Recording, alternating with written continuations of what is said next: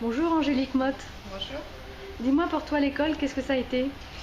L'école c'était la maison, c'était un endroit où je me sentais bien, c'était pas toujours très gai chez moi et du coup l'école c'était la maison et j'ai eu la chance de pouvoir mettre mes enfants dans la même école où j'étais. Et du coup ça a été une scolarité assez sereine tout le primaire parce que voilà, j'avais ce chemin de maison voilà, vers lequel j'emmenais mes enfants assez sereinement. Et pour toi, le bonheur à l'école aujourd'hui, qu'est-ce que ce serait en tant qu'enseignante? Le bonheur à l'école, ce serait l'école hors les murs, ce serait l'école en dehors de l'école. J'aimerais pouvoir emmener mes élèves beaucoup plus dehors que je ne le fais. J'essaie de les emmener au théâtre, j'essaie de faire cours dehors parfois quand il fait beau, mais j'aimerais beaucoup plus les emmener dehors. Je trouve que l'école a du sens parce qu'elle est en lien avec le monde et qu'en fait enfermée entre les quatre murs, on l'oublie parfois.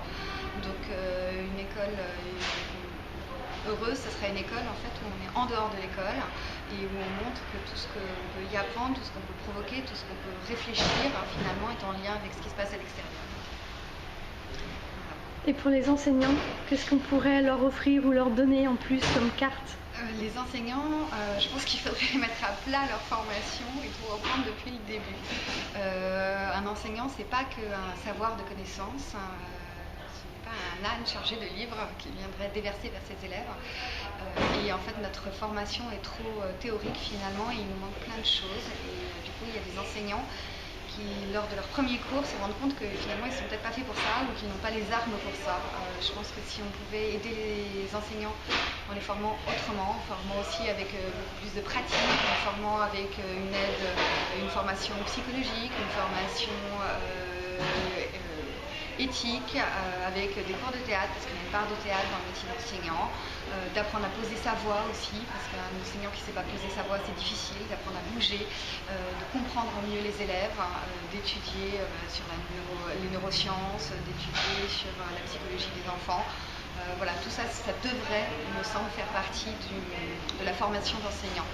Et puis je trouve que les enseignants devraient être aussi formés par leurs pairs et d'abord pour créer plus de liens à l'intérieur des équipes et puis être jugés, enfin noter ces fameuses notations, voilà, noter plus par leurs pairs et par leur chef d'établissement avec qui ils travaillent au quotidien que par des instances extérieures.